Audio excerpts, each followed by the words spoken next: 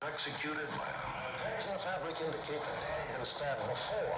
He was run over by two men, one black, one white. We're in the late 20s. Scream, we jump, we laugh, and we go tied by his own. Cloaked in secrecy, they show up without warning. Executed by a hired assassin. Perhaps the answer will come someday soon.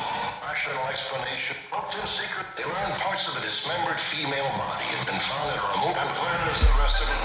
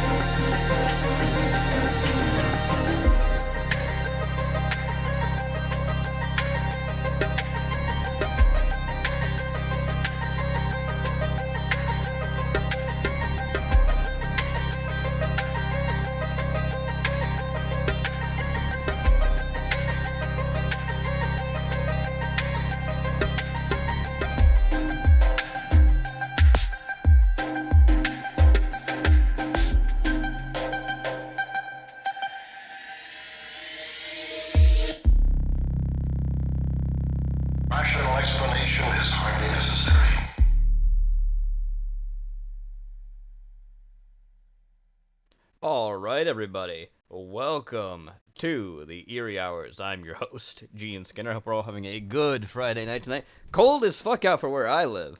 It's been the single digits today, so that's not fun. And it's supposed to hit 0 tonight, so I'm not going anywhere. But while it's so cold, I was thinking we'd cover some Inuit cryptids and another cryptid that's technically a fearsome critter.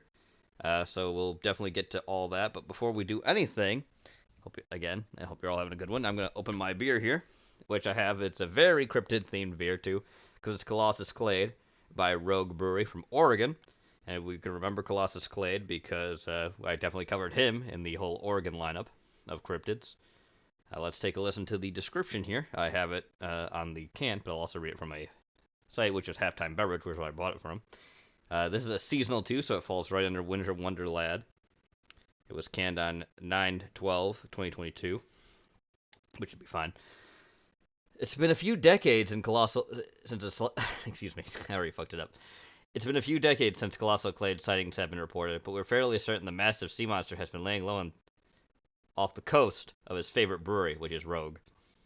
Word has it that after years of terrifying sailors and feasting on salmon, he's acquired a taste for hops, so we brew this Imperial IPA with Colossus dose of Cascade, Chinook, Citro, and Strata hops in hopes of coaxing Clade, however you say it, Clade or Claude, to join us for a pint. Ingredients have Superior Pills, a 2-row wheat, oats, C15, Cascade Chinook, Belma, Eureka, Strata, and Imperial Juice yeast. So let's open this up. It is, by the way, a 8.2%, so not super high in ABV, but still, for an Imperial IPA, that's not bad. Pour it. A very foamy head.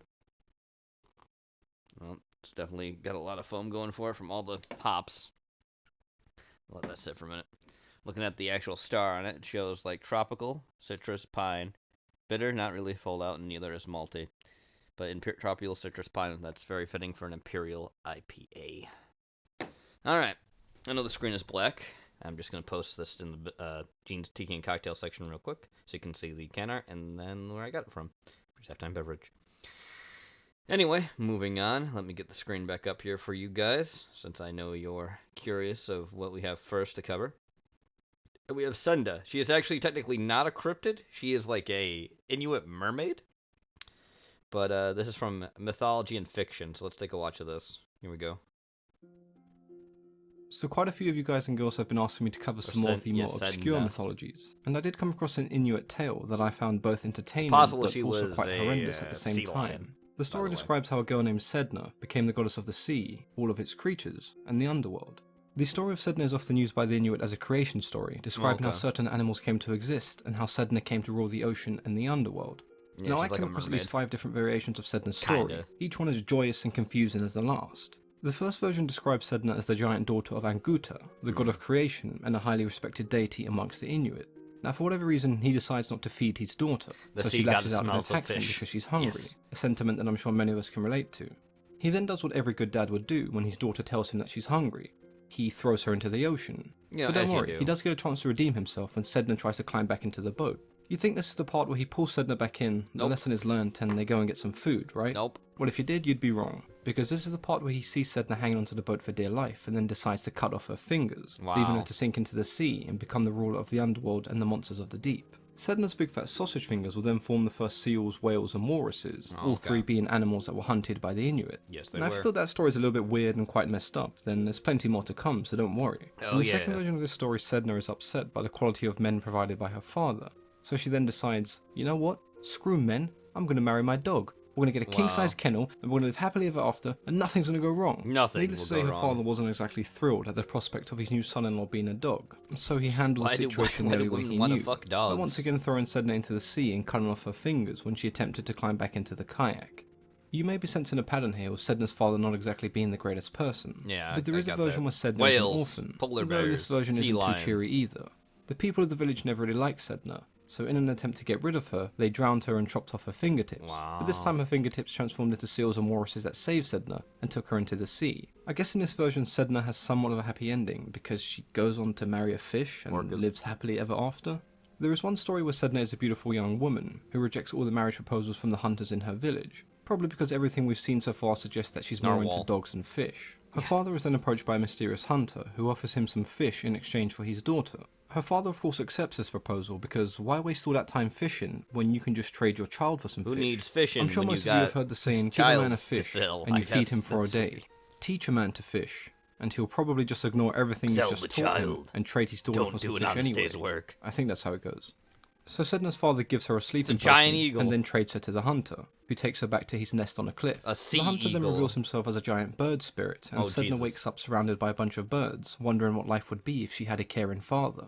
He does try to redeem himself by rescuing Sedna, but when he sees the bird spirit creating an enormous storm in its anger, he abandons all plans of being a hero and once again throws Sedna overboard. At least this time he doesn't chop off her fingers, although her hands do freeze and her fingers fall off anyway. It doesn't really seem like Sedna's ever going to catch a break in these stories, but this one does end with her growing a fishtail, making her somewhat of an Inuit Little Mermaid, just without any fingers, or the Disney movie. Most of these stories have quite similar themes. You have Sedna who doesn't really do anything wrong. You have her douche of a father who in most stories throws her into the sea and cuts off her fingers. These fingers then go on to form marine life, and Sedna makes the sea her new home. She would often be seen as quite a vengeful goddess, and considering the circumstances that led to her becoming the goddess of the sea, you can definitely see why she may be a tad angry. It was a common belief that hunters would have to pray to Sedna, because it said that she held all of the animals of the sea in her hair. She would only release these animals to be hunted when she was happy.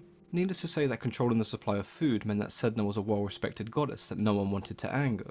Most people would throw offerings into the sea and sing songs for Sedna. There are even tales of shamans transforming themselves into fish, travelling into the depths of the ocean, and then combing and braiding Sedna's hair, essentially playing the role of a parent soothing their child. The story of Sedna is quite a tragic one when you think about it. But she does end up living among the creatures of the sea, which she appears to prefer the company of, so I guess it's not all bad. Everyone else around there are a few interpretations of Sedna that paint her in a more positive way. She's seen as a reminder that despite your circumstances, the outcome can always be positive. Sometimes you may have to delve into the dark and cold places that you fear the most in order to find the riches that await. I feel like this is a notion that not only refers to tackling your fears, but is also quite symbolic of the ocean. If you have previously heard tales of Sedna, then let me know which version you came across in the comments below.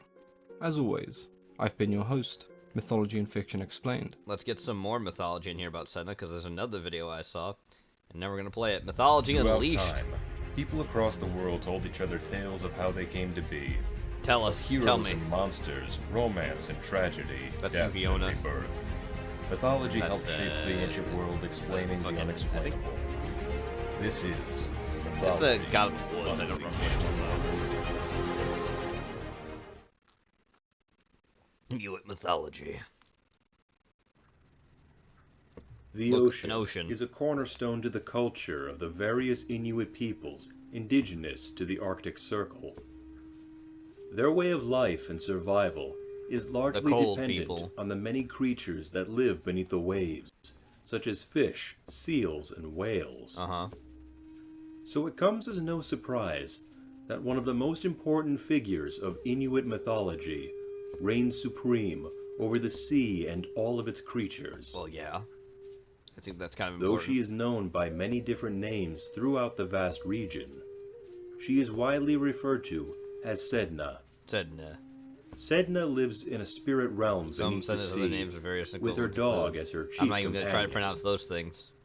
She controls the balance between the sea creatures who wish to live, and the people on land who must hunt and eat the sea creatures in order to survive. Man, he's really going for that fucking sea lion. Sedna, like the sea, is volatile and quick to shift her mood, and is less than loving towards mortals, as she manifests her rage and sadness by withholding the ocean's bounty from hunters, or by creating violent storms upon the sea. But her disdain towards mankind is not without its reasons. For though her tale varies greatly among the Inuit communities, each version contains Sedna having her fingers or more severed before she herself is hurled into the freezing ocean.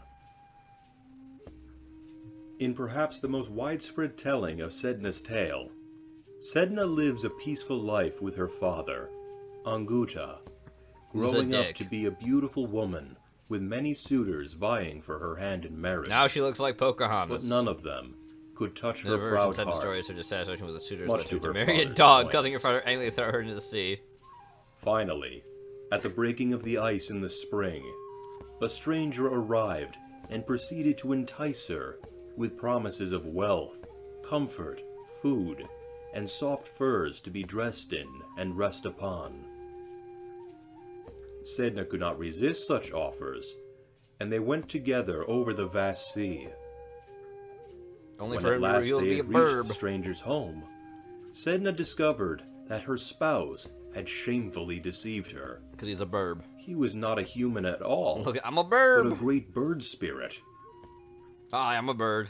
Her new home was not built of beautiful pelts, but was covered with wretched fish skin, full of holes that gave free entrance to the wind and to the snow. What a dick. Instead of soft reindeer skins, her bed was made of poorly tanned hides, and she had to live on putrid fish brought to her by the birds. Story is very described as a storm Too soon she discovered that she had thrown away her opportunities, when in her foolish pride she had rejected the Inuit youth. When a year had passed, and the sea was again stirred by warmer winds, Anguta left his country to visit his daughter. Sedna greeted him joyfully, and told him of the terrible conditions she was put through, and she besought him to take her back home. Quickly, he took Sedna back into his boat, and they quickly left the country which had brought so much sorrow to her. The country of bird people. In some stories, Sedna's father killed her husband, while in others he merely stole her away whilst the bird spirit was out hunting. Regardless, upon discovery of Sedna's absence, the birds flew high in great numbers and stirred up a heavy storm. Kind of bird.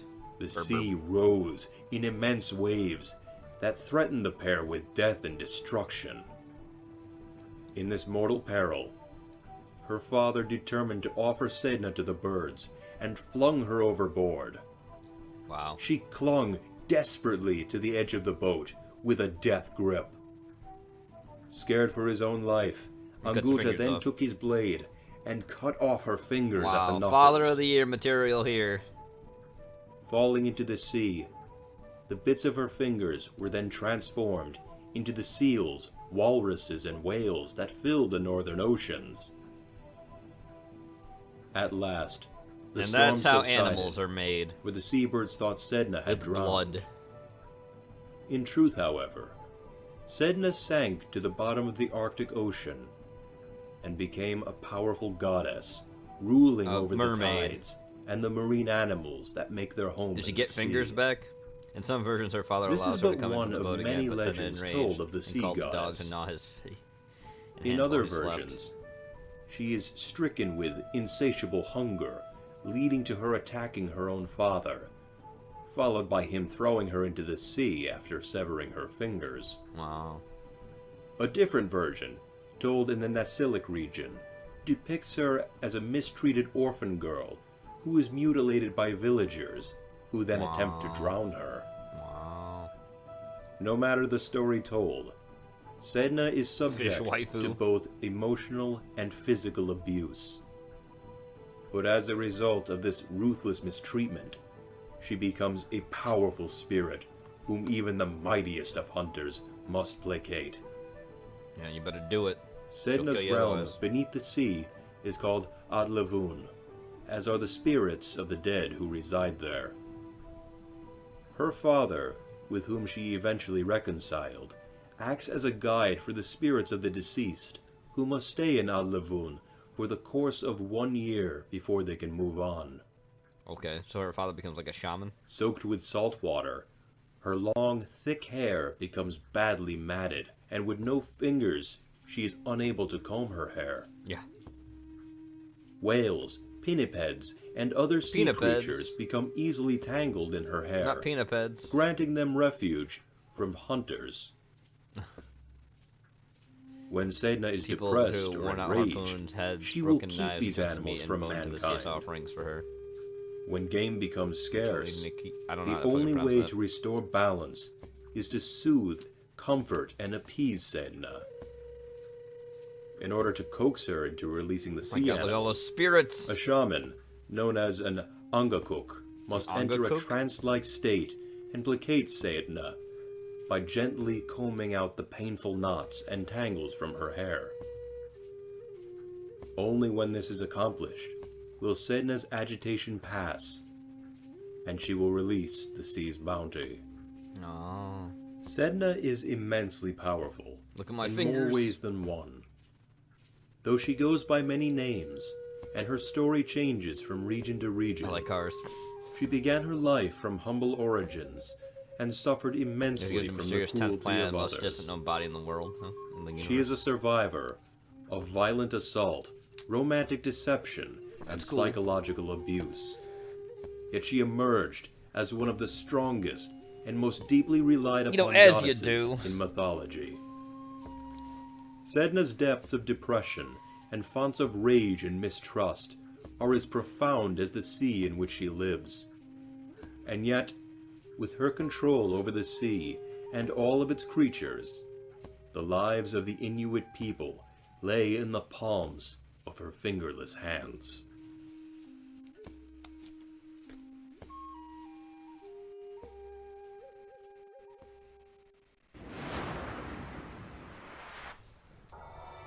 Boom, mythology unleashed. There we go. Hope we enjoyed that. And moving on from sea goddesses to this. It's an Inuit folktale. Take a listen. Ikuutayuq, an Inuit folktale. Ikuutayuq, how the fuck you say that?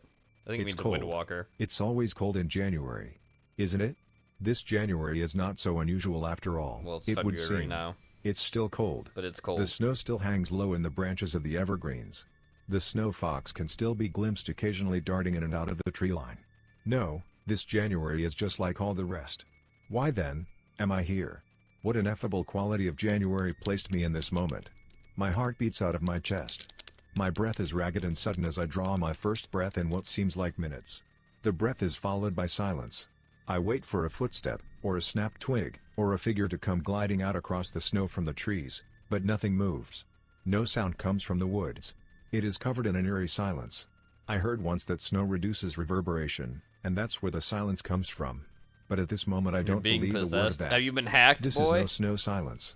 This silence is intentional. You've been hacked. It has a purpose and it has a source. I wait, my breath caught in my throat, hiding in the silence. Then, a sound. It's low. Barely audible, but I could recognize it anywhere, the low rumbling of drums. I look up to the summit. The tall peak at any other time of year would entice hikers with the promise of its snow-capped peak, but not in January. Snow is not special in January.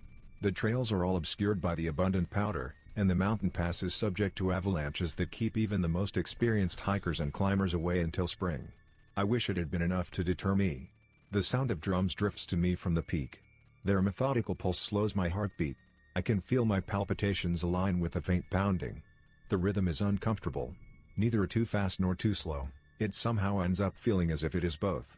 It is not a musical rhythm, but rather a pulse that seems to carry an invitation. Wow. The other villagers claim not to hear it. Possessions. They claim their nights are spent sound asleep in bed. But I know better. I know the sleepless nights spent at the window, looking to the peak. I know the immutable feeling that something rides beneath the snow of the heath. And I know the call of the mountain. So that's good. That pull that causes you to take a few steps northward toward the mountain when your destination is south before you realize your mistake and continue about your day with the feeling that you somehow forgot something or went the wrong way. I know life in Ikuutayuq, because it has been my life for 23 years. What I do not know is why this year was different, why the call of the mountain is so much stronger for me.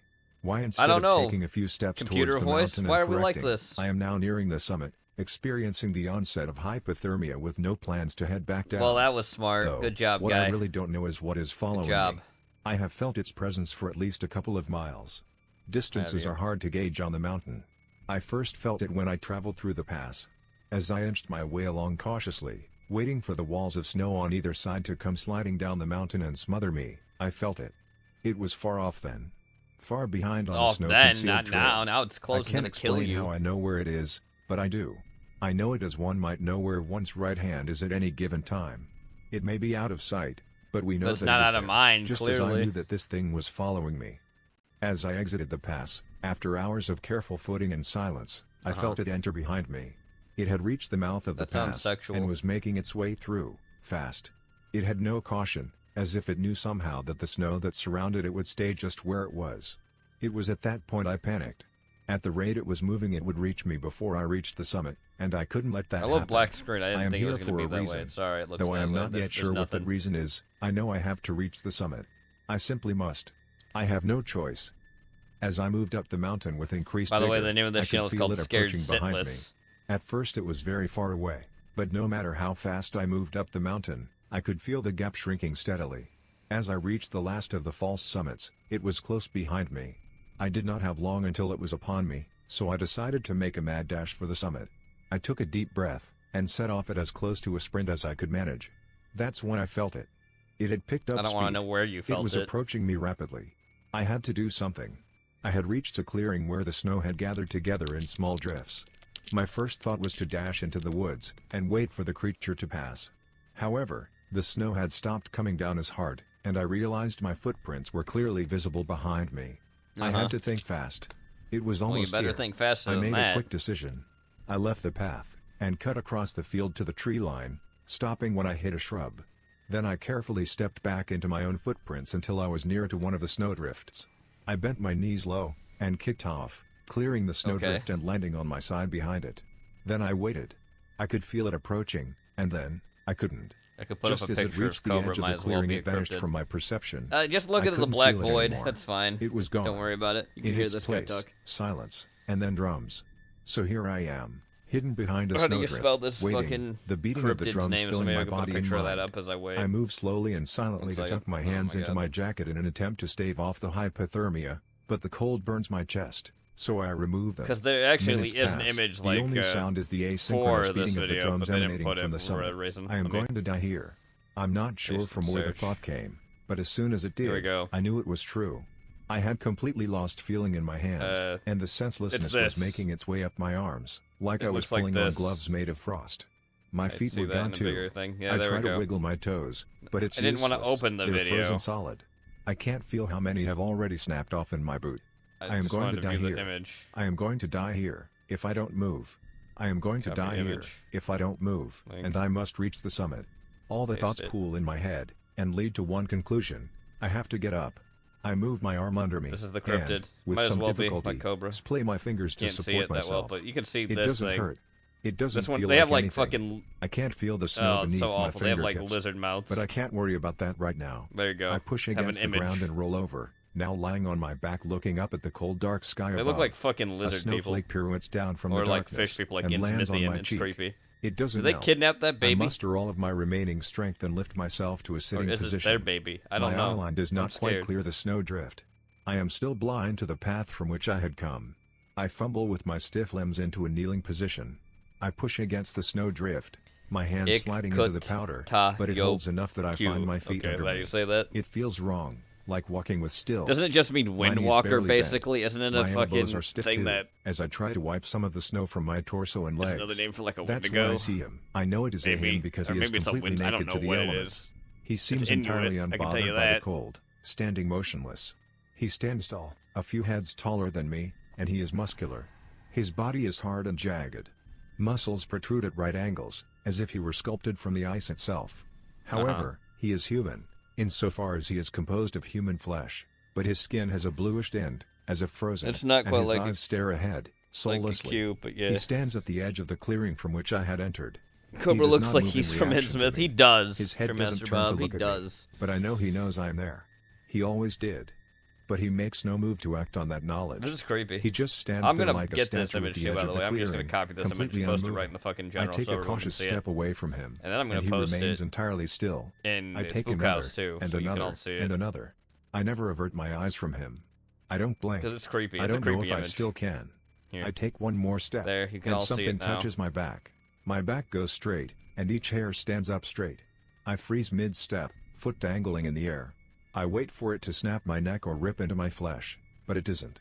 It just keeps its freezing appendage in the nape of my back. I don't want to turn. I don't want to know what new horror this mountain has sent to halt my progress, and I don't want to look away from him. After a few motionless moments, the terror subsides enough for me to turn, It's in ever so general in the slowly, Discord. to face my assailant. As I turn my back away from its dead cold touch, It does not move to resist. It lets me pry loose my jacket from its clutches. Are weird looking. I turn my legs and torso first, keeping my gaze averted. But eventually there is nothing else to turn. I have to look. I turn my head slowly, glancing at it in my peripheral vision first. It is dark, and has tendrils outstretched around it like branches. I turn my head fully towards it and look. Before me stands a lone skinny, leafless tree. It is the only tree in the clearing. I don't know how I had missed it before. Relief floods my body before I realize I had stopped watching him. I turn back to face him, and there he is, still stationary at the edge of the clearing. Because that's not creepy. I take a few steps around the tree, and continue backwards, this time not creepy. outstretching my hands so I could feel when I reach the tree line. The moment I feel pine needles brush against my fingertips, I caution a glance at the forest. I needed to find the path. The snow obscures the foot trail, so I look instead for a gap in the trees that seems promising. I find one a few yards away and return my attention to him before I begin making my way towards it. He hasn't moved by the time I reach the gap. I take a quick look behind me. The gap continues a ways into the forest, before bending out of sight on its way up to the summit. This must be the trail. I look back to him before continuing. Only, when I return my gaze to his post at the other end of the clearing, he is nowhere to be seen. I frantically search the tree line for his outline, but see nothing but branches being puppeteered by the wind. I panically drive my legs up the trail, each step brings new stiffness and pain. After a few minutes I break free of the tree line, and the sound of drums, once a whisper on the wind, are now in full force, pounding my skull. I can see the summit there above me. It can't be more than 10 minutes walk away. But I'm not walking. I'm running for my life. I move my legs as fast as they'll go up the sharp incline. The summit rears itself above me, beckoning me in. The drums grow louder and louder as I approach the peak, drilling into my mind and empowering me with new strength. I move my leg for another step up, but find that it lands on level ground. I made it. I hadn't noticed, but the drums have stopped, freeing my mind from their vice-like grip. Before me is a large round plateau. I had heard stories, but had never been to the summit before myself. I suddenly understand why so many hikers and climbers had risked their lives to see this. As it turns out, the stories are true, or at least the ones about the ice. I don't see any red snow. I always imagined it as one of the mesas I had once seen in a documentary about Native Americans in New Mexico. Only, mesas are completely flat. The ground here is flat, but from it rise tall pillars of ice. There are dozens of pillars of varying heights that point skyward, like frozen fingers reaching for the heat of the sun. Their surfaces are murky, and it plays tricks on the mind, making it seem as if shapes dance within the ice. I walk up to one to dispel my delusions, but find I can't. It looks like something is frozen into the ice, but I can't make out what.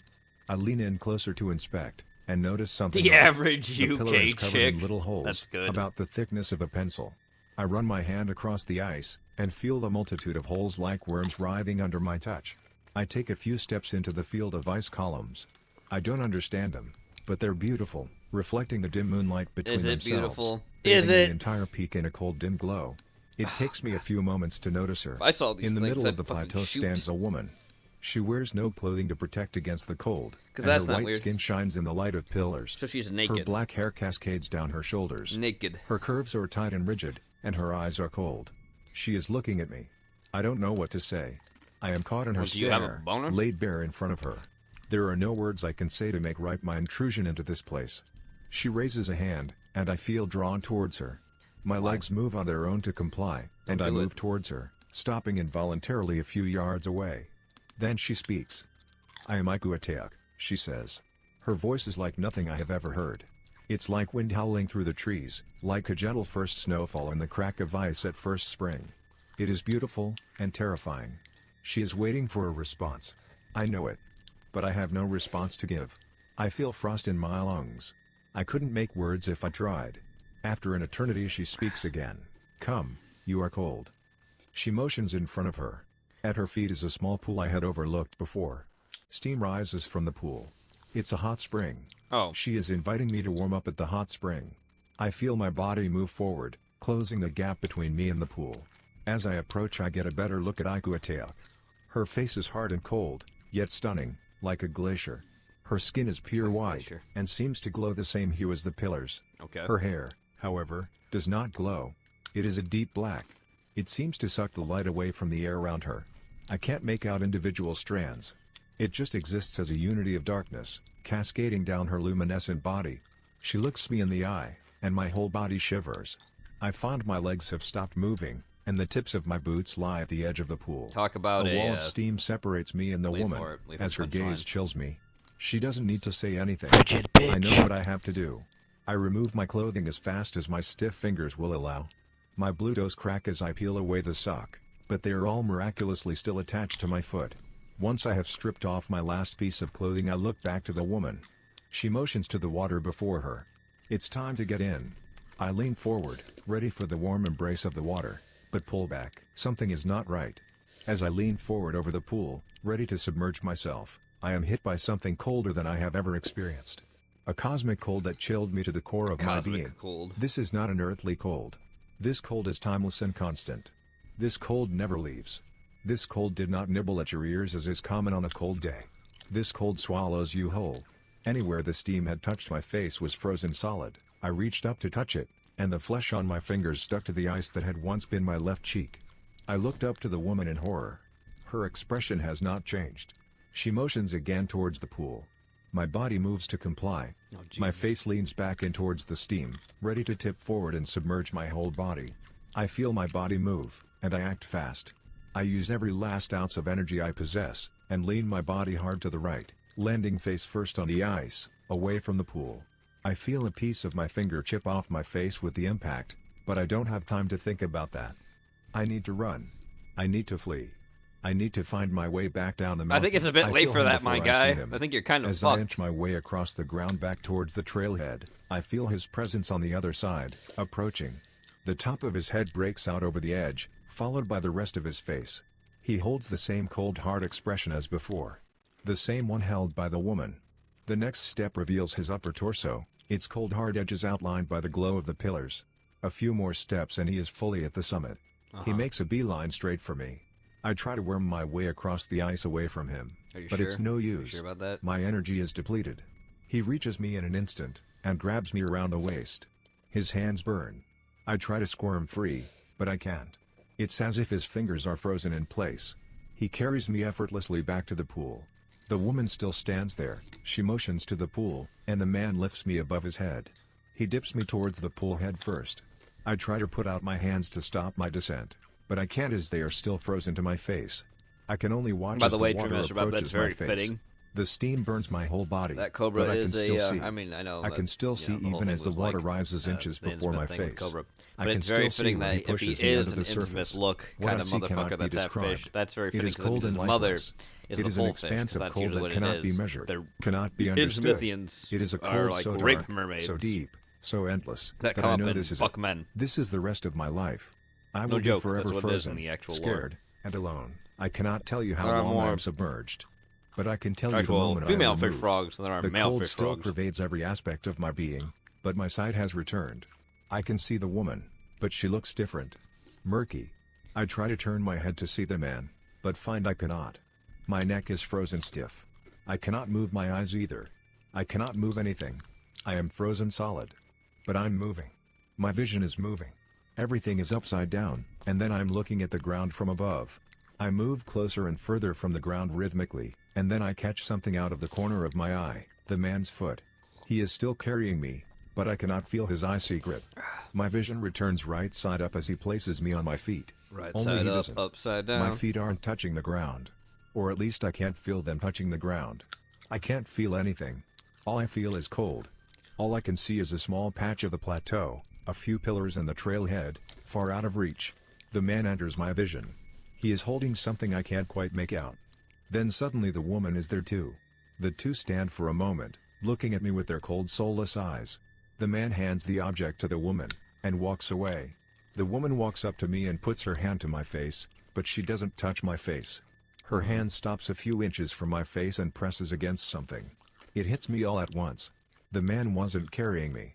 He was carrying a new pillar. I am encased in ice. The woman's lips move and I hear a garbled sound. I can't hear her through the ice. The woman raises her other hand and presses the object against the ice, giving me a good view of the drill. As the woman bores into my body with the drill again and again, she slowly takes things from me. My sight is the first to go, as she drills into my corneas. The drill makes a terrible grinding noise, but I don't have to listen to it long, because my hearing is the next to go as she drills away my eardrums. I cannot see, I cannot just have hear. fucking dragon The fire only thing shotgun that exists shells. is the cold and the sharp pain of the drill as it burrows into every inch of my flesh. Eventually there is nowhere left to drill, and the pain subsides. I am alone in the deep dark cold. No one will ever know I am here. No one can save me. I cannot die. January must be over by now, but it's still cold. Was that it? Yeah, so he's just frozen to death. Okay. Oh, sorry. That's for later. That's not next. Anyway, next thing we have is called the Qalupalik. It's part of Inuit mythology too. Let's take a watch of this. Annie, and welcome to today's episode of All Monsters Go to Space. Today I'm covering the Inuit Qalupalik. She's a human-esque mythical being who lives in the Arctic Ocean. Oh, that's what that is. She's said to have long, dark hair with green, bumpy skin, much like the sculpin fish, and she also has long fingernails. Some versions even say that they smell like sulfur and make a humming sound as they go. Okay. In the myths, the Qalupalik steal children, but they only ever take children that appear to be abandoned or are walking too close to the water or the ice's edge. Yeah. Some tales say these beings wear elder duck clothing that have a large pouch on their backs, specifically for the children. For kidnapping. She will hide and watch the children as they play. Then, without warning, they reach out and grab them. Another version, one that I heard personally, was that the Qalupaliks are a group of pale women who take lone children to raise them as their own, since they can't have any. They raise them to adulthood, and the girls will either become Qalupaliks, or they will go on to find more children, while the boys are either returned, killed, or become hunters and protectors. The Qallupiliks are almost like a warning story, I guess. Kind of like, go to bed, or the boogeyman will come and eat your toes sort of thing. It's used to try to prevent children from wandering too close to the edge of water or out onto thin ice. It is also said that if you hear knocking on the ice, it's them, and if the waters become choppy or steamy, it is also a sign of them hiding beneath the waters. Oh. There is also one last story I was able to find. A grandmother lived in a hut with her young grandson. They had no other family and were exceedingly poor. A few people took pity on them and would bring them meat and blubber. The boy would constantly cry because he was hungry, and in her anger, his grandmother told him to be quiet. When he wouldn't, she asked for the Qallupalik to take him away. One came and did so. Not long after this, she became more affluent, and she regretted her decision. She told an Inuit and his wife about it, and they hoped to help. The waters had thawed out a little by now, and when the tide rose, the child would sit on one of the cracks that had been formed. He had a length of seaweed tied around him, and the other end was being held by their Qallupalik. The Inuit man saw the boy and tried to approach, but the boy called out, "Two men are coming, one with a double jacket, the other with a foxskin jacket." Then he was pulled back into the water. A while later, they saw the child again. This time they tried to be very careful to not be heard, but when they were a hand's breadth away, he called out and he was pulled under again. But they never gave up trying though. They waited near the crack until he showed up. Hidden, they watched. The boy pops up again, and before he could call out, the man grabbed him and cut the seaweed rope. They didn't return him to the abusive grandmother, but raised him as their own, and he grew up to become one of the great hunters. So this was a very short and sweet video for you all. If you have any other information on these beings, then, as always, leave a comment. I hope you enjoyed, thank you for watching, and I'll see you in the next one. Bye! That was nice and simple. That's Japanese, that's Filipino. All monsters go to space. That was fun. Moving on, we got this, Inuit urban legend. Legend of the Qallupilluit. Hopefully this doesn't get a channel strike thing, because it has before. And if it does, I will stop the video. Legend of the Qallupilluit. Sometimes adults create stories to protect others, especially children. But no matter how outlandish, those legends do have an origin, and the truth is dying to be revealed. I live in an Alaskan hunting camp on the edge of a Great Lake. Some of the younger kids had been bugging me to play with them, but I had no interest, believing at 14 I was too old for such things. I wanted to stay at the camp by the fires. One of the boys, Panuk, went off alone, muttering about collecting new rocks along the lakeside. After a few hours, his mother sent me to find him. It was time for dinner, and he shouldn't have been allowed to wander off alone, she admonished. Now I was annoyed with Panook for getting me into trouble. As I stomped towards the lake, I was surprised I couldn't see him immediately. I scanned the shoreline impatiently, where I had expected him to be looking for more. Yeah, watch for the warning. I'm almost already not wanting to play the whole thing, just because I know Snarl has done that before. Anyway, let's move on. So we have the larger, the shapeshifter. Let's hear about it. A shapeshifter is an Inuit spirit called Ijiraq. Ijiraq. It has the ability to transform into any Arctic animal in order to disguise itself. Normally, it appears as a half-man, half-caribou monster. Why does it look so fucking terrifying? But it can take any form that it chooses. Its most common ones are a raven, bear, wolf, or human. The only part of its body that it cannot disguise is its eyes, which are bright red. No matter what form it takes, its eyes will remain red. They will change their shape in order to fool travelers and cause them to get lost in the snow. That weird, like, short They format. will also kidnap children and hide them away or abandon them in the wilderness. It is believed. Oh yeah, see, already I got the heads up. We detected copyright audio from the thing that we already played. Spirits are surrounded by mirages, and when a mountain or island on the horizon looks bigger or closer than usual, it is because an Ijiraq is nearby. Oh. Anyway, a shapeshifter is an Inuit spirit. Hi, oh, never mind. It's also Snarl, and so we know the exact same thing that'll happen here too. So no, we're not playing that then. It's not. Here we go.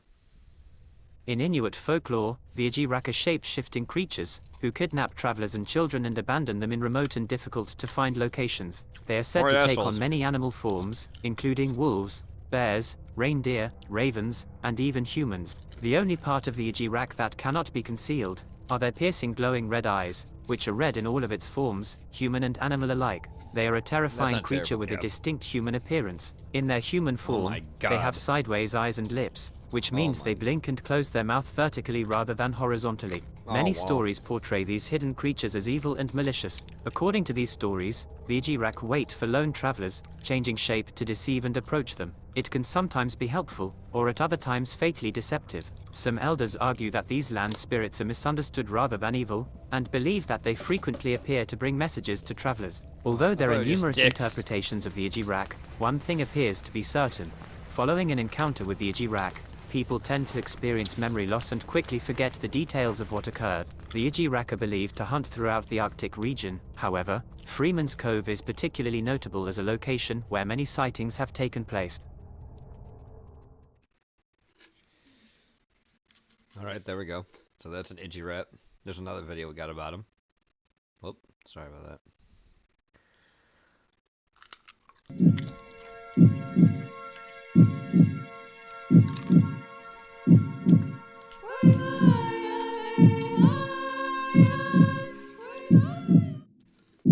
It's called The Whispers in the Wind. I wrote the Ijiraq. Whispers in the Wild. Whispers in the Wild, excuse me. No, it says wind. The title says deep wind. In the rocky hills of Nunavut, surrounded by snow and ice, dwell malicious land spirits known as the Ijiraq. Although some people contend they are misunderstood creatures and only attack the living when provoked, I'll do it again. Others warn that they are evil. The Ijiraq have the ability to shapeshift, taking on the form of bears, wolves, caribou, and ravens. But their eyes remain the same, Lip-smacking crunch. Always glowing red. As scary as the sight of a red-eyed animal in the woods might be, the Ijiraq in human form elicits even greater fear in those who have come face to face with one. Those same red eyes, and the spirit's mouth too, are not set horizontally in their faces. Instead, they are vertical, so that they blink sideways. The only solace for those who have seen the terrifying face in Ijiraq is that the spirits have the ability to inflict memory loss. Well, and people quickly forget what they've seen. That's really convenient. For some, the haunting memories return years later, often moments before death. Oh, well, although there are different beliefs of what the Ijiraq are, Some people suggest that the Ijiraq are tarnets, shades of souls of deceased people, that remain to forever roam the earth. It's widely believed that they live in the homes built of rocks, and make use of objects, dog sleds, and even snowmobiles and trucks. The Ijiraq are excellent hunters and incredibly fast runners, able to overtake their prey, such as caribou, on foot. Sometimes they also hunt humans. It is said that one form of torture they inflict on those they capture is to have worms in the dirt and creatures in the sea eat the flesh off the living victim's bones. Inuit elders warn young hunters to stay away from the areas that are known to be inhabited by the Ijiraq, for the spirits will kill men and women and make their deaths look like accidents. There are 2 warning signs that the Ijiraq are near. First, when all is quiet and still in the dead of night, a soft, eerie whistle floats along the snow-speckled breeze. And the second, the land around you suddenly looks like it's been enveloped in a mirage, making mountains appear to vibrate or shift. The Inuit have a word, Ikuutayuq, that describes the effect of waves rippling thin ice. Similarly, the mirages that warn of the Ijiraq's presence appear to ripple the land. An Ikuutayuq, or shaman, was traveling along one night when he had a terrifying encounter with the Ijiraq. He was suddenly surrounded by a group of red-eyed spirits and was prevented from walking any further. They formed an impenetrable barrier around the shaman and demanded to know if he was dangerous. Wisely, the shaman said he would pose no threat to them, so they asked him to join them. This was not an offer that the shaman had any intentions of accepting, so he tried to break free from the circle of the Ijiraq, but the Ijiraq descended upon him. Their grip was supernaturally strong. It was as if the shaman, a strong man, was nothing but a small child in their hands. The Ijiraq once again demanded that he join them, but the shaman called on his own helping spirits and was able to break free. The Ijiraq, defeated, disappeared. But they didn't leave him alone for long. They later returned. This time they didn't bother asking the shaman to join them. They circled him once more and stoned the poor man, hitting him with rocks until he fell to the frozen ground and lost consciousness. When he awoke, he found he had been taken to their home. Fortunately, a female Ijiraq took pity on the shaman, fearing that his family would be concerned. She helped him leave under the condition that she would be able to see him again. Greatly relieved, the shaman returned to his people and planned on telling them about what had happened. But he had completely forgotten about the ordeal by the time he had returned. His wife Rose welcomed him back with loving arms, unaware that her husband was not returning alone. The spirits that had abducted him would haunt them both for many years. And since his memories of the Ijiraq had been erased, they had no idea what was happening or why. Nightfall became a terrifying time of day. Every night when the couple went to sleep, they heard rocks moving around them, and they could feel the ground rippling beneath their backs, like a Ikuutayuq. At first, Rose was frightened by these unexplained sounds and sensations, but she eventually grew accustomed to them. With courage, she was able to live with the nightly bangs and cracks of shifting rocks and moving earth. Years later, the shaman became ill and knew his time was coming to an end. On his deathbed, the memories of the Ijiraq finally came rushing back. Chanting and singing, he told of what had happened to him, sharing the story with his wife while his lungs began to fail. He said that the Ijiraq still wanted him, and so he would join the spirits instead of going to heaven. Although he was in physical pain, he was relieved that the memories had returned in time for him to confess before he died. Having done so, he would be allowed to leave the Ijiraq and go to heaven when his world ends. Until that time, when the earth breathes its final breath, whispers in the wild lands of Nunavut will continue to chill the blood of lone travelers in the night. The earth breathes its final breath? That seems like it's gonna be a long time, my guy. Maybe you should just gone to heaven. Or your version of heaven, whatever that is. New videos every Friday at 6 p.m. Central Standard Time. Alright. There we go. Alright, my lovely lilies. Thank you is that so what you call much your for followers? watching the new video. If you Your can, name's Alicia hit that Nation. subscribe and like button. Okay, we're not. We definitely shared it. Don't worry about that. Okay, so I got a longer form video for us to watch. I don't know if you'll like it or not. If it's shit, we'll get past it. But let's get here.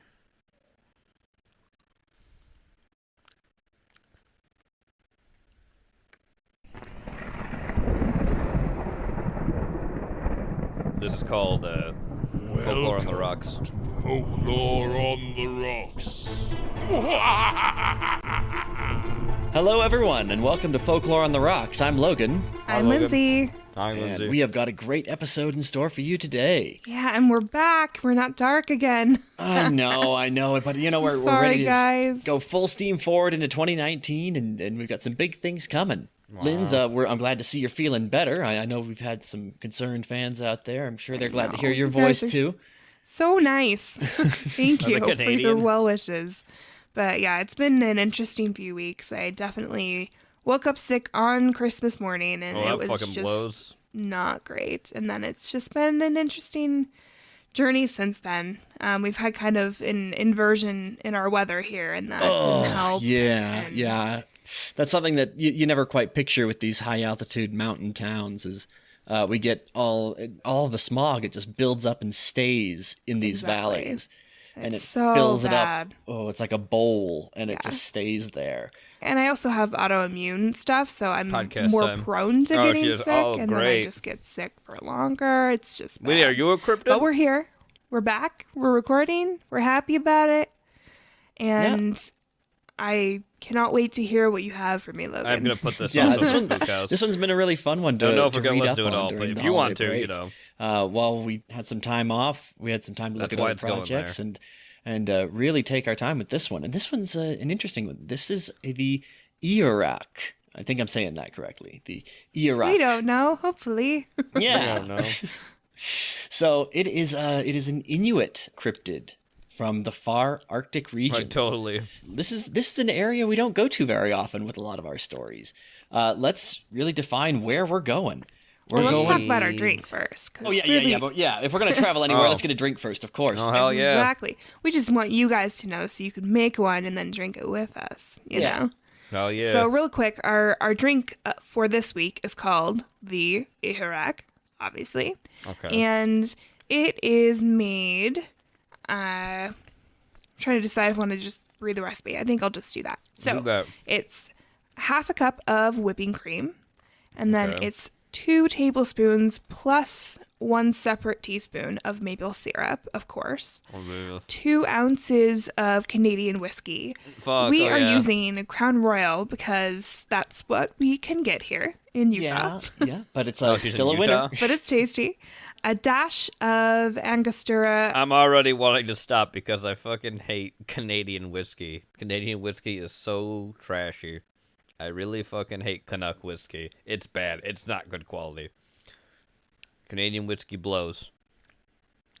Bitters, which is optional. If you don't want that, that's fine. And then we add, we've got that in about 4 to 6 ounces of really hot, really strong coffee, like good quality Canadian. Coffee. So basically what you do is you whisk the whipping cream until you get stiff peaks, just like you would with any other whipped cream. And then you whisk in the 2 tablespoons of maple syrup, set that to the side, keeps pretty well in the refrigerator and covered. Canada. You can keep it there for like 2 days, so you can make it in advance if you'd like. Drink mix. But basically, you add the whiskey and the maple syrup and the bitters, And when we say maple syrup, that's Look, that I don't mean to be extra mean, teaspoon of right? maple syrup. But from everything I've ever heard about Canadian whiskey, people fucking no, good hate quality, actual, real maple syrup. McMaster's is awful too. You will be doing Okay. disgrace to Canada if you use anything otherwise. You would be. Wait, a disgrace to Canada if I use anything other than what? Canadian maple syrup or Canadian whiskey for this drink? Because I want to know. Whipping cream until you get stiff peaks, just like you would with any other whipped cream. Are we making like and then you Yukon? whisk in the 2 tablespoons of coffee? maple What's going on? syrup. Set that to the side. Keeps pretty well in the refrigerator and covered. You can keep it there for like 2 days, so you can make it in advance if you'd like. But basically, you add the whiskey and the maple syrup and the bitters. And when we say maple syrup, that's that extra teaspoon of maple syrup. And please don't go for the cheap stuff. There is a difference. No, good quality, actual, real maple syrup. You will be doing disgrace to Canada if you use anything otherwise. Well, yeah, you have the corner market of maple syrup, huh, Canada? Not the United States, where it was fucking invented. Get out of here. Get out of here, Canada. Thinking you're better again. Hate it. You would be drinking out of theme if you go for the best quality maple syrup in the world. And totally man, from it just Canada. taste Not good, really. Yeah. At all. So, okay. So you add your whiskey, you add your teaspoon of maple syrup, and then you add your bitters if you want those into a heat-proofed mug. Or you can use a glass as long as you warm it up first. And then you're going to pour in your coffee, and you top that with however much maple whipped cream you want. Oh, and that's it. And you just drink it. A wonderful treat, isn't it? Oh yeah, on a cold Iraq. day, and especially if you're going somewhere as chilly as where we're going today. This is a great going to drink for fucking this. the Arctic Definitely. Circle. It's cold, my Boozy, guy. You live warm. there, I guess. It's snowing If out you're there Canadian. still for us, so we're happy. Mm-hmm. So, all right. So Logan, tell me about. Well, she's in Utah. The Ijiraq. Oh, the Ijiraq. Or Okay, he's in so Utah. first of Someone's all, in Utah. like I say, Utah. it's an Inuit cryptid, and that Either way, is not having coming a fun from time if far, it's winter. far north reaches of North America. Now they also do have Inuit people in Greenland and a few over on the European continent as well. It's just one cultural group that's way high north. In Alaska too, right? Yes, in Alaska US. up there. Yes. Now, one thing that I encountered in my early And no, research it's not on a this folly. That's Seward is bought it Alaska. Inuit There's or a is lot it of fucking Eskimo? viability What is for Alaska. Eskimo? Is that That's a big myth. Is one a name brand or something I feel like that? it's probably derogatory, right? And as it turns out, it is. I did some research into it. Eskimo.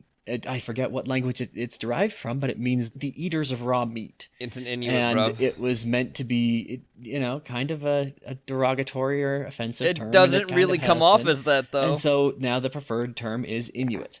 Well, and even if that isn't sounds what it more meant, racist. like it's I'll that's be honest just with you. what it's Eskimo taken sounds less on, racist. I think in culture, like it's not PC, basically. That's what we're saying. Who gives a shit? But as we research through history, you have to know what to look for.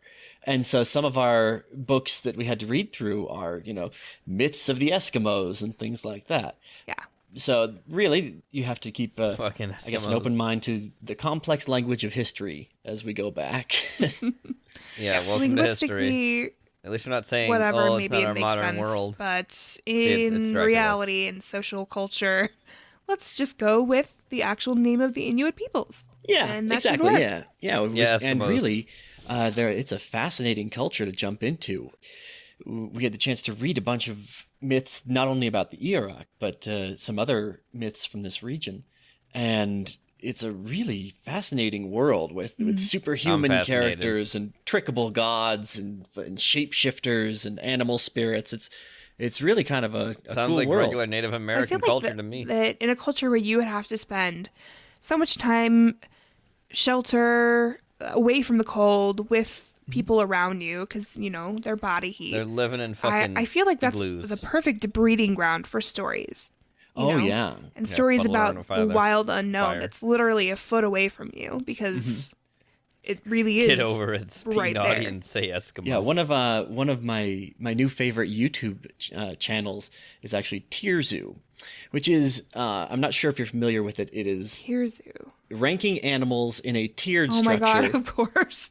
As if it is a multiplayer RPG online Look, and how did you not think of that? FPS online multiplayer RPG. Oh, man, but the guy does it so well. My hat goes off to him. Really? He talks about the shark meta or the patch update that went into the Ice Age and how players were really upset by that. It's a really great way to look at the history of the whole world. I love that. I definitely need to check that out. Yeah, and one of the videos that I was watching he was talking about the polar meta. You know, the biome of the polar regions. You mean the Arctic. And he talks about, from an RPG perspective, it's one of the few places where the terrain is openly hostile to the players. Oh, absolutely. It's like that and the desert, right? Yeah, that's a great way to just jump right into it. Yeah, like a desert or deep ocean, it is something that you can't survive there. You're not supposed to be there. You do not You have belong. to fight all the time to stay there. Yeah, and it's amazing what people have done to be able to survive. Like the cool things and ways they've come up with to survive that harsh weather. And it's so a land of ingenuity, and in many stories, it's a very brutal land. There's Absolutely. Some of these stories, they do not hold back with the just blood, guts, and gore. Well, duh. And it's Definitely. like, yeah, and that really adds a fun splash to, some of these stories that we get used to are a little bit more soft around the edges. Yes, definitely. There's actually an audio drama podcast that I've been listening to recently that really puts me in the mindset for this episode specifically. Reason. It's called The White Vault, and it's basically about this team of researchers that go up to a research station in the Arctic, and a whole bunch of stuff happens basically, and I don't want to ruin anything for anyone that's gonna listen to it, because you should. So good. They're really, really good at evoking this atmosphere of this bleak, stark, freezing place that like unknown threats are looming everywhere, along with the threat of the weather. You don't know when a polar bear is gonna jump out of the blinding white, because they're blinding white too. And suddenly there's teeth and claws that are all right there in your face. Yeah, I'm not sure. Have you seen any of the AMC series, The Terror? It's based on the book of the same name from the 1800s somewhere. Clearly, I missed your history over here. But anyway, I started listening to the book, and it is dreary, and it is grim. And it is the daily accounts of life on a ship as it goes on this expedition to the northward Antarctic. Through the ice. And it's very bleak, and even hope is cold and frozen and without real in the heart Arctic to or it. Antarctic. I admit I didn't finish the book. It's very long, slow, and it bummed me out. So I feel that. I may revisit it after this little jaunt to the Arctic. Did they make a TV show out of it or something? They did. Yes, they did make a TV show out of it. There you go. Watch the TV show. Yeah, and it's pretty cool too. I at first resolved to read the book, but as that didn't happen, maybe I'll check out the show. There you go. Yeah, there's some really great stuff out there that really evoke the feeling of the Arctic adventure that's terrifying and exciting at the same time. Yeah, even before you add any supernatural elements, it is a fascinating world of just the stark contrast of lifestyles and adaptations to really survive up there. Definitely. And then add into it. It still does have seasons, though, by the way. It naturally has these kind of mirage in the sky with the northern lights and some of, well, I guess it's a little farther north for all of those all the time, but it's a place where you can't always trust your eyes. No, definitely. Especially since half the time you can't even see what's in front of you. You're in the middle of a blizzard. Who knows what's out there? You could take one wrong step and fall off a cliff, Yep. or through ice or something like that. And there's the very real danger of a polar bear. Exactly, yeah. Totally. And maybe some supernatural aspects. Like White Vault actually does have some supernatural aspects to it. So if you're interested in that regard, definitely check it out. Sorry I keep harping on it. It's just so good. I got drawn super into it, and just they're not even a promo with us. Like, I just really, really liked it. No, I kind of think that that's something we should be able to do. This is our podcast, and we're both consumers of media in different forms. So if we see something we like and we think it's cool, hear about it. Yeah, and especially if it pertains to what we're talking about at all. And then maybe you'll like it too, and we can all chat about it. It'll be great. Yeah, but to tie back to the Inuit, one thing that did tie all these disparate tribes together is one key thread in many of their stories is they believe that there are other worlds. They have their snow world, and they know that there's somewhere else. And it's always talking about not necessarily an underworld or a spirit realm or anything, but they know that there are other places and other people. That's so interesting. I wonder, like, did they have their own intrepid explorers that went and found and came back, you know? I would put money on they descended from people who traveled there. And stories last a long time. That's true. When you tell Oral them history over and is over impressive. again. Yeah. So when expeditions would come up, they were never shocked and surprised at these white men. What actually was surprising was when you think about it, by the time they actually encounter Inuit people, they are starved, they are, hungry, they are often sick from this travel, from this grueling travel northward. Many times they're resorting to cannibalism to survive. They are harrowing journeys and they don't know how to live in that environment. No. Yeah, and so when these travelers would come north, they were always just trying to rescue them. That's the only state white people ever came in. They're so nice. Sad and broken state. These sad, broken white people. Just imagine those poor, sad, broken white people. Oh, man. Speaking of other lands and visitors from other realms, we'd like to take a moment and just do a promo for one of our fellow podcasters. Yes, we would. All right, so our promo this week is for our good friends, Cooking with Grief. Cooking with Grief? This podcast is not about cooking, and it is not about grief, unless you count the grief that they give each other constantly. It's a comedy podcast. Oh, okay. And it's got two Chris's, and what they do with the show is they basically share a couple of facts or topics with each other each time, and they discuss it, and it's hilarious. Hilarious. There is also an inordinate amount of Kurt Russell discussion that kind of seems to happen. Awesome. So Kurt Russell? Wait. Take that with a grain of... Wait. So this podcast is not about cooking. Okay, go back. An inordinate amount of Kurt Russell. An inordinate amount of Kurt Russell discussion that kind of seems to happen. Great. Awesome. So take that with a grain of salt, I guess. If you love him, great, you should. Yeah, if you don't, you should probably still listen because they make fun of him too. Great. They're really fun guys. It's a hilarious show.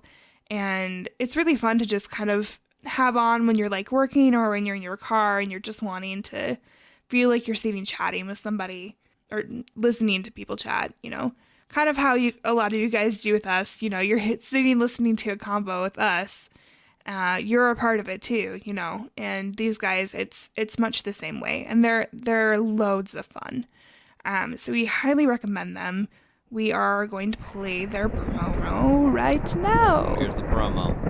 Hi, I'm Chris. And I'm also Chris. And together we do a comedy podcast called Cooking with Grief. Each week we dive into 4 surprising facts about anything from science to history to the weird world we live in, making jokes about all of it as we go along. You can find us on iTunes or wherever you listen to your podcasts. And you can also find us on Twitter at Cooking with Grief.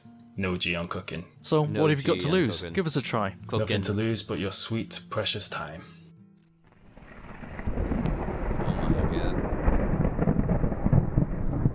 All right, we're back. I hope you guys give them a listen. Yeah, give them a shot. They sound kind of cool. All right, so what else we got? Okay, so we were talking about expeditions, and that's usually who comes and encounters the Inuits. Because of that, a lot of their interactions with the Western world were these journals that were sent back. And so because of it, for one, a lot of the pronunciations have kind of a French or Russian twist to them because they were written down through translators as they were sent back from expeditions. Wow. That makes sense. Yeah. And so that's why all my research is showing that back to our creature, it is Ijiraq, even though it does have a J in there. Doesn't look like it, but definitely. Apparently, that's how it's said. Mm-hmm. Yeah, and just to find a parallel on there, I did see the word kayak spelled with a J in the middle of it in some of these stories as well. And so, I got a hunch that that's correct. So let's actually talk about our creature. So first and foremost, the Ijiraq is a shapeshifter. So it can be always fun creatures. Any real animal that's up there, up in the Arctic biome. And there's a good selection of big scary animals up there to turn into. Definitely. But it has kind of a preferred form that is usually described. Or maybe even just depicted in artwork. This gets a little hazy. And it's kind of a, it's kind of a minotaur with a caribou style head. Okay, so like top half is a caribou, bottom half's a dude? Yeah, and that's... Or something like that? Yeah, and like it's this big primal form that it likes to take sometimes. Because if you can be half caribou, half man, why wouldn't you? You know? Yeah. And there's a couple of other reports that the one thing that they have in all of their forms are those red eyes. They have glowing red eyes that they can't hide. Normally. So if they turn into a snowshoe hare, it still has those glowing red eyes. If it turns into like Bunnicula. Yeah. Like oh my god. Like what? Yes. Wait, what? Guys, Bunnicula. Bunnicula? That's nostalgic there for you right now. What? Probably not all our childhoods, but at least mine. See, for me, it's definitely... Did you read it? For me, it's the Monty Python bunny. Oh, definitely that too. Oh, the rabbit. The rabbit that's fucking that was always vampiric. Bunnicula to me too. So Bunnicula. Did you ever read that book? No. That was one that Bunnicula. That was one that was on a lot of other people's desks as I was walking around with Jurassic Park. Of course. Not to be a snob, but just more books needed dinosaurs in them. Yes. It's fair. I mean, it's just a cute little bunny rabbit, but it's also Bunnicula. Like it's so fun. Anyway, sorry. Total tangent there. Yeah, you don't say. If you have, shout out to me and we can talk about it. I believe you, Lindsay. I think I should read it. I think I have some time. You should. The Vorpal bunny. I'll take a look at it. I just remember it's sucking celery stalks. Yeah, as bunnies do. Funny. Anyway, sorry. Continue. So he's got those red eyes. Red eyes. There's even some reports that its eyes and mouth are turned sideways. Yes. So they open like just a weird side. Yeah. Is creepy as fuck. Yeah, the weird side that. blink that's often attributed to aliens or reptilians. Yeah. Maybe it is a reptilian. Maybe. Oh, too much crossover. Weird, but we're not a conspiracy show. So they have kind of a couple of crazy looks, but the one thing about them is they aren't really a monster per se. They don't run in and ambush you. Really, it'd make more sense to be afraid of a polar bear than being afraid of the Ijiraq. Okay. What the Ijiraq will do is when you journey too far north and in a snowstorm, the Ijiraq will grab you and it will turn you and it will disorient you. And you will never be able to find which way you came from. And it will send you wandering for as long as, it wants. Sometimes it'll report that they'll just wander you off forever on the ice. Sometimes they'll send you back home. Sometimes they'll just confuse you and stop you on your way. They are usually a warning spirit of, don't go here. Don't Fair do that. enough. Yeah. Oh, I mean, at the same time, that's definitely a thing that you could do by yourself. Is get lost in the Arctic. But I love the idea of like doom that's coming, like you go this way, you're gonna regret it, I actually, in my wanderings through the internet on researching this, there was a Reddit thread in, I think, either the Pathfinder or D&D subreddit. Oh, perfect. That was using the Ijiraq as a monster, and it was looking for as you should suggestions for how to use this creature. And I thought, what a fun approach that is from a folklore discussion. Definitely. And one of the best answers in the Reddit discussion was they would use it as a lesser monster for lower level characters as they're early on an adventure that may end up seeing a Wendigo if they keep going forward. They kept going. Oh yeah, because I don't know if we're going to talk about Wendigos at some point. They are really well known. They are really They well. are creepy as fuck. But in a little bit, they are scary. Wow. We're going to touch a little bit on them because you can't really talk Ijiraq without talking Wendigo. Okay, perfect. Real Sounds quick, good to me. I've actually got a couple of first-hand accounts from people. Yeah, tell me. Yeah, these are quite recent. You know, as far as I know, these guys are still alive. And this is from a discussion they led with a group of school children talking about the Ijiraq. Ooh. So, yeah. To be in that class. All right, so our first one is from Herv Paniak. Paniak? I could be wrong in the pronunciation. Probably am. But this guy knows these things a little better than I do. So let's hear what he has to say. When I was a young man, I was told that I killed an Ijiraq. I saw a bull caribou and I went after it. My mother and my uncle used to warn me that if I caught a caribou, to look at the appearance of the legs. They used to tell me to do that, and to look at the whiskers and the mouth. They would tell me to look out for that first. If it was like that, I was to cut the throat, or just take the whole head off.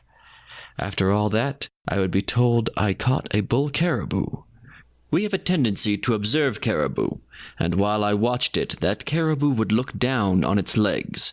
It wasn't looking sideways to look around. Its head would go under its legs to look around. That's how it ate, too. I don't think it ever saw me. And when I got close to it, I shot it. After I shot it, I put my rifle down and went toward it. After I cooled down from sweating, I went to go see it. The whiskers were moving, and it kept opening its mouth wider. Then I suddenly remembered what I was told, and I just took my rifle and started to run back home. I kept running toward my home, and when I was able to see people, I finally stopped running. So that was interesting. Yeah. Yeah, it just kind of goes to show that this legend is still alive. This is a boogeyman for sure in this world. Well, and knowledge that's clearly been passed down, and knowledge that is definitely like culturally abundant, right? People know about it. Yeah, this is a culture that tells a lot of stories, and of course it is. I think growing up in this world, you would know what an Ijiraq is. Yes, definitely. And I think that like maybe it was just like an excuse that he injured a caribou and it was not dead, and it scared the shit out of him. Yeah, it didn't sound all that supernatural. But hey, better safe than sorry, It makes sense. Yeah, his reaction was straight to the Ijiraq. That's what it was. Now, here's another one that is a little bit more specific in what they're looking for to spot an Ijiraq. Okay. This one is from a guy named Simon Tukumi. All right, Simon. When they want to snatch a human being, the person's scalp starts to peel from right here. Ooh. When that person fainted, he would be abducted, and the Ijiraq would bring him home and break his legs because the hunters might run away. After a year of being abducted, the Ijiraq would take the person back to the area where he was abducted from. Then he would go back to his family. Although he would try to be seen, they wouldn't be able to see him for a long while. I heard this story. It's a true story. It actually happened. They are said to be people like us, but they live inside the land. I've never seen their dwellings myself. It is said that the Ire live over beyond Oamantuak. When people go to that place, they can't see anything. It starts to fog over, and you hear many people whistling. You have to pass it as fast as you can if you get through it, until you are able to see clearly. It's hard when you're on a snow machine or dog team. Last year we passed above that particular place where the Ire live by themselves. It was very foggy. They are out there today. If they didn't exist, it wouldn't be like that. It doesn't matter if you believe me or if you don't. It's okay. Wow. Okay, that was real creepy. Yeah, now that one... Oof. Peeling scalps? Peeling scalps and what they want, and it's... Well, and like people like breaking legs and then taking... Not people. them back? Like, why would the Ijiraq take them in the first place? Yeah, and that's where the story gets a little bit more malicious, where this creature can actually take you if you go someplace dangerous. This is something, I think, again, it's a story of don't go where you don't belong. Yeah, but it's interesting to me that they come back, you know? Mm-hmm. That's an interesting element to it that makes me think that this creature isn't as malicious as it could be. Like, if they just disappeared and never came back, that's one thing. But they leave for that long and then suddenly, hi, here I am again, and my legs were broken, but I'm here. Mm-hmm. You know, like, that's interesting. That's a very different element. We don't see a lot of creatures where you're taken for a period of time and then returned. Just bring it right back on. It kind of reminds me of Krampus a little bit, because that's what he did with kids. I thought the same thing. I almost think the Ijiraq is almost like a nature spirit that is part of the land that would make sense. I think most of, like, they have a lot of nature spirits in that culture, I believe. And its job is to be the catcher, to keep people from going too far. Interesting. But and creepy. Yeah. Real creepy. Now, there's one more important note to the Ijiraq, and it is that it is an earth spirit. It is. Okay. What that specifically means, I'm getting a lot of. It is a very shamanistic kind of culture here, right. And it is. The Ijiraq is tied to the mountains and to the great stones, and their shamans are shapeshifters, right? Yeah, or at least from what I am remembering. I could be wrong. I didn't research. Anyway, I think we've heard quite enough of the podcast. But if you liked it, it's Folklore on the Rocks. This is what they uploaded 2019, January 2019. So, you know, the Ijiraq. Moving on to our next creature to talk about, we've got the most dangerous animal in Canada, the snowy Wasset cryptid. It's a fearsome critter.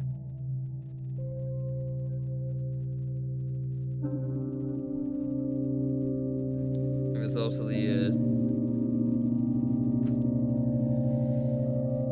picture for the night stream. There's a snowy Wasset.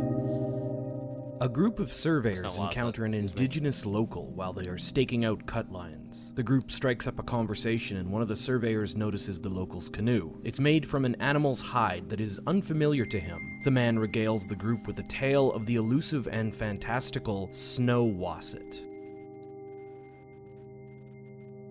A beast that could only be described as a massive legless weasel, it doesn't stay in one shape all year round. In the summer, the Wasset will grow nearly vestigial legs, and its fur will turn green so as to blend in with the forest's undergrowth. It is the opposite of every creature on the planet and prefers the coldest of temperatures, even going as far as hibernating in the summer months. But once the winter months come around, the Wasset perks up and begins to hunt. Its hunting style is also unique to mammals, acting more like a trapdoor spider than a wolf or a bear. Thing. At the sign of the strongest snowstorm of the season, the Wasset's legs will shed, and it will excitedly burrow under the new thick layer of snow. When a unsuspecting rabbit, grouse, or even a fox comes near its hunting burrow, it bursts forth and snatches the creature from below, dragging it down below the surface and into a cold, bloody tomb. As the winter matures, so does the Wasset, as it gets fat off of various vermin it eats. Soon, it grows large enough to take down cattle, horses, and, of course the scariest part, humans. Many of the missing miners, loggers, and possibly children have become prey to the Wasset, swallowed into the deep snow of the woods at night, never to be heard from again, leaving only a few drops of blood near a shallow hole. If this thing was real, it'd be terrifying. We know trapping the Wasset is almost impossible, as you never know which way the Wasset will orient itself. A complex chain of falling trees will hopefully collapse on the Wasset's body and trap it on the surface, where local hunters will then kill and skin the creature to make canoes, clothing, and sleds from it. But is there any truth to this? No. Where does the Wasset's tail come from? It's fearsome critters. The origin of the tale. The earliest tale of the Wasset was collected in a 1910 publication called Fearsome Creatures of the Lumberwood with a Few Desert and Mountain Beasts by William T. Cox. He was familiar with forests around the northern part of the United States and Canada, as he served as Minnesota's first state forester. The creatures mentioned in the book are a mix of local folk tales he's heard and some complete fabrications, the Wasset being a bit of both. While there is no folkloric reference mentioned about the Wasset, the tales of lumberjacks, miners, and children disappearing into the snow at night in rural Canada is still very relevant to this day. A person walking in the forest at night could hit a soft patch of snow that hid a hollowed-out piece of ground, possibly being a bear, badger, or wolverine hollow. The hibernating creature would then be rudely awoken by the new intruder and lash out with teeth and claws. The muffled scream of the poor victim would never be heard. The dragging could also be indication of a bear that has woken up from hibernation early, possibly due to loud noises of chainsaws or mining equipment. They find the source of the noise, attack the person making it, and drag their prey back to their cave to eat. If no one catches the bear in the act and a snowstorm hits, it would look a lot like someone was just swallowed up by the snow. The story of the Wasset has the makings of every good cautionary tale, just terrestrial enough to be believable, with a good lesson at the end to boot. That lesson? Don't go walking in the snowy woods at night. You might never come back. Thanks for watching. There we are. Credits Wikipedia. That's a good sign. Anyway, here's another thing about the Wassets from the Return of the Fearsome Critters, the Snow Wasset. Look at it. Snow Weasel. The snow Wasset. Was it? An intense carnivore, the snow Wasset has been known to eat birds, rabbits, and even wolves. Wow. And there is considerable suspicion that man has been its victim as well. A boreal critter, the Wasset sleeps during warm weather and is at its most active during the months of cold. It hides under the snow, suddenly springing up to attack an unwary victim, which it pulls down, to the depths, never to be seen again. What follows is a bad poem about the snow Wasset by the bad poet Warren S. James. What was it? What was it grabbed me by the leg? I think it must be a bad egg. What was it? Grabbed me by the arm. I'm sure it wants to do me harm. Oh, What was it? Grabbed hold of my ear. I'm living in a state of fear. Oh, shit. What was it? Grabbed me by the nose. By the nose. And that's as far as it goes. As this poem goes. Wow. So if you don't want the Wasset to grab you, please drop a like and subscribe for more fearsome critters. Yeah. This is a Warning to the Curious is the name of the channel, by the way. A werewolf named Lorna, the complete wolf beast saga, and Return of the Fearsome Critters, the Toad Road Shagamaw. What was it that grabbed me by the ear? I think I need a beer. Yeah. Here's another Snow Wasset thing. Welcome to Odd Rob's Cryptids, Hauntings, and Folklore. Today, I'd like to talk about a little-known creature that migrates between the Great Lakes and Hudson Bay. Totally that creature? True. The Snow Wasset. Unlike most creatures, the Snow Wasset goes to the north and hibernates when the weather is warm. Its fur turns green, and it curls up in cranberry marshes. However, when the temperature drops and those first big snowstorms hit, the Wasset's fur turns white. It then sheds its rudimentary legs and takes off into the snow, swimming in it like it's water. It hides under the snow in wait for its next meal. Grouse, rabbits, foxes, even the occasional wolf. When times are lean and food is scarce, it can often turn to larger prey. According to local woodsmen, many a friend has been lost to this beast, finding only a couple of drops of blood on top of the snow, which marks much greater carnage that lies just beneath. Now, according to lumberwoods.com, the only specimen of the Wasset to have ever been examined was an imperfect one located in James Bay. A couple of surveyors spotted a very strange-looking indigenous canoe, and upon examination was found to belong to a Wasset. Its hide stretched greatly. There were no leg holes in the white winter pelt, and is oddly adapted to the making of one-man canoes, which are said to also be used by the indigenous people as sleds. Also, according to lumberwoods.com, a whole battery of deadfalls are to be used when trying to trap a Wasset. Since it is impossible to tell in which direction the animal's body may extend, the trigger is set so that a dozen logs all swing from all sides when the bait is triggered. And this pins the animal under the snow, wherever it may be. So the next time you're out walking alone in the snow, keep a sharp eye and a keen ear. Was that a rustle beneath the snow? Take no chances. Hop onto the tallest tree, get onto a rock or a boulder somewhere, get out of that snow. Or you could be the Wasset's next meal. Hey, if you've enjoyed this video, just hit those like and subscribe buttons down below. It certainly helps our channel to grow. And while you're there, just post a feedback or a comment. They're always appreciated. As we explore the possibilities of the unknown, I invite you to keep an open mind as to what may exist. Between sleep and dreams, twilight and darkness, fact and fiction, those places where anything could be possible. So snow Wassets, what do you think? Cryptid, haunting, folklore? Let me know. And until we meet again, stay safe, stay well, and by all means, stay odd. That's right. You stay odd, Chad. Cryptid, haunting, folklore. I mean, hell, if that pellet's really that good, maybe I'll go Wasset hunting. 1 ton soup. Productions. Oh, okay. That's the name of his productions. Is he Chinese? I can't tell. He does. Odd Rob does not look like Chinese. But 1 ton soup. I don't know. Anyway. Here's this. It's nice, short and sweet too. The snow Wasset.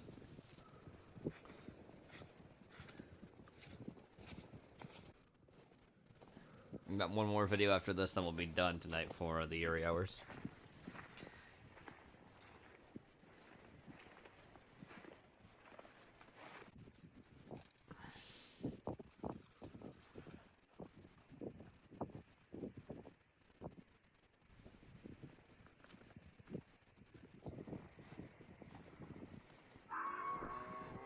Oh shit, what is that noise?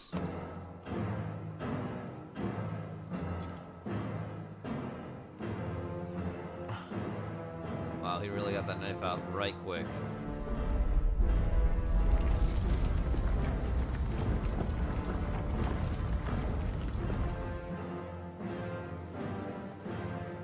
Where is it? Where's the Wasset?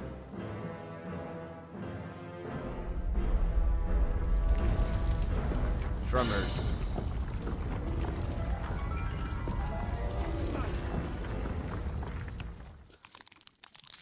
Oh, eaten. Got eaten, chat. Done got eaten. Hope that's okay. Building complete and warm survival shelter. Bushcraft. Caribbean outdoor adventures. You know, as you do. Alright, so here's the last video we have tonight, talking about various cold creatures from top 5 scary videos. Just hello, my delightful little ghouls and goblins. Hope you're staying warm out there. I'm Taylor, your casual crypt keeper. As if you didn't have enough reasons to stay inside when it's cold out, maybe these 5 horrifying mythical creatures will convince you to keep your socks dry. Throw another log on the fire and get ready for the top 5 cryptids caught hiding in the snow. Let's dive on in. Now, I tried to pick some obscure ones for this video, so let me know down below if any of these mythical monsters were totally new to you, or if you're a certified expert and this was all old hat. Number 5, Snow Wasset. Coming up first on our list of icy cold little critters is the Snow Wasset, a fearsome legless little cryptid and a local one to boot, so I had to include it. Anything that comes from the greater Canada area is a big deal for me. It winters by the Great Lakes in the Hudson Bay, and in the rest of the year crawls up to Newfoundland and Labrador. Totally the wrong time of year, buddy. You gotta go to Newfoundland in the winter for Jig's dinner. Anyway, a Snow Wasset is like a weasel. It's a long, furry creature, except it has no legs. Except in the summertime, where it does have legs and also turns green. If I was a biologist, I would love to get my hands on this thing and figure that out. That particular part of the lore of this creature is really fascinating to me. Why would a creature shed its legs like baby teeth? What cruel joke of evolution is that? It's like a mammal sandworm.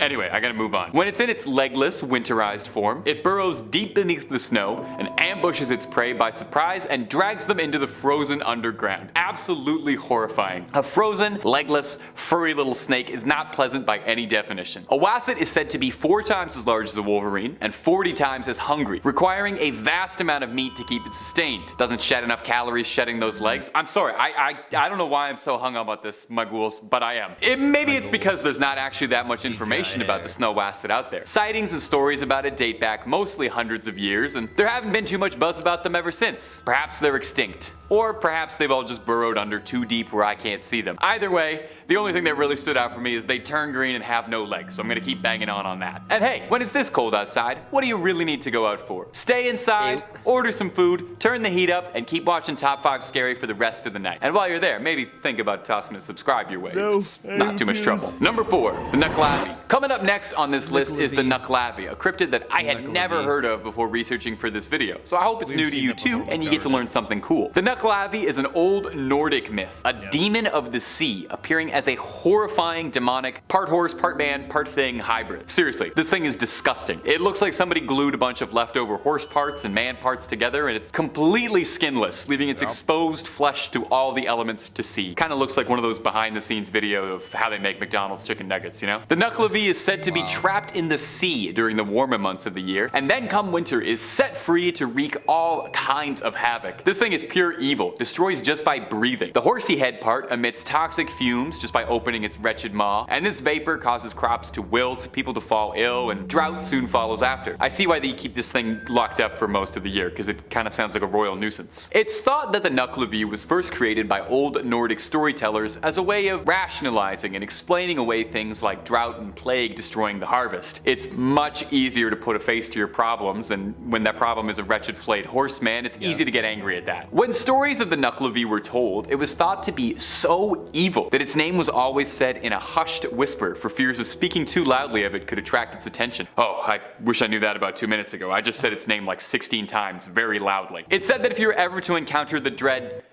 Nucklavi, to find the nearest fresh body of water. This sickly creature of the sea is deathly afraid of fresh water, I guess. You think a creature with all that skin exposed wouldn't like salt water or the cold, but hey, there you go. To each their own. You do you, terrifying skinless monster horseman. Number 3, a Chenu. A Chenu is an Algonquin creature of folklore, a bit similar to a Wendigo, but with some fun regional twists. While both creatures hunt in wooded northern areas, and are both commonly associated with the wintertime, a Wendigo is usually depicted as a stretched out, emaciated monster, whereas a Chenu is depicted as being massive, very furry, and only getting larger and larger the more it eats. Actually, reading that back now, I realize that's not terribly impressive. Most things get larger and larger as they eat. Much like a Wendigo though, a Chenu is thought to have been formerly a man who was turned into a beast, either through their greedy ways, refusing to feed the starving, or for those who give in to the darkest of temptations and consume human flesh willingly. A Chenu is described as looking like a cross between an old man and a beast, large and imposing in appearance, with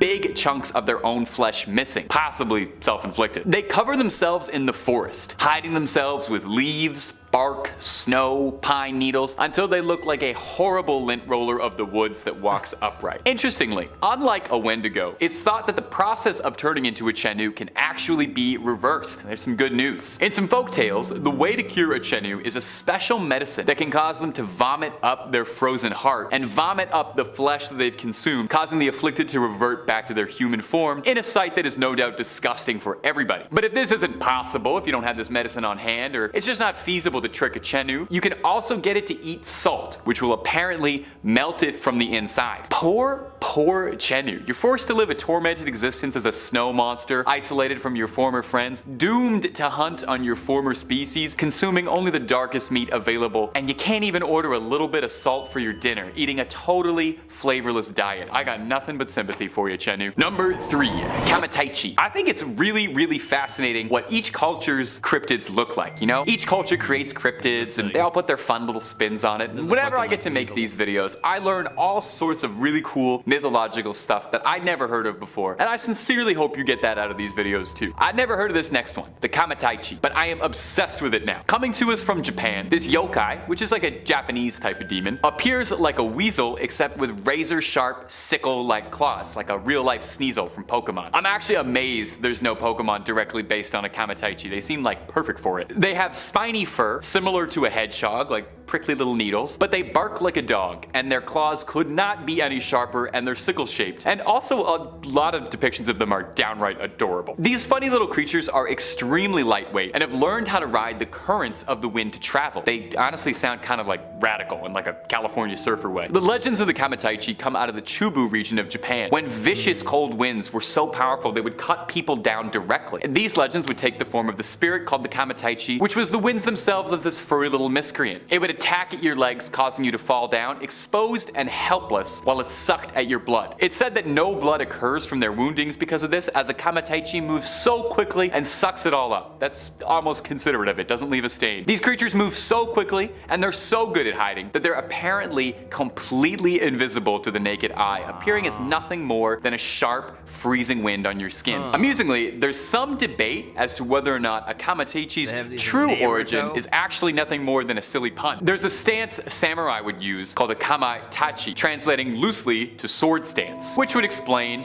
you know, it's a sharp thing.